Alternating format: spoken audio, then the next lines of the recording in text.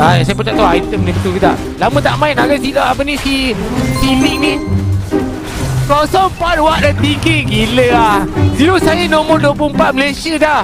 Aduh Ustaz kan mana Ustaz. Oren dah Ustaz dah tak menyala orennya tu. Kenapa saya asyik kalah je?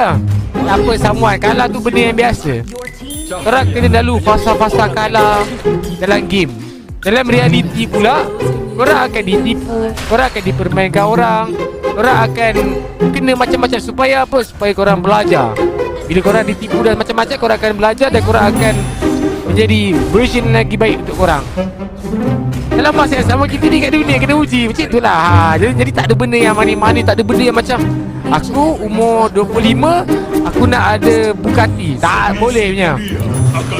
Tak adanya. Semua benda kena ada fasa-fasa naik turun ni. Biasa lah.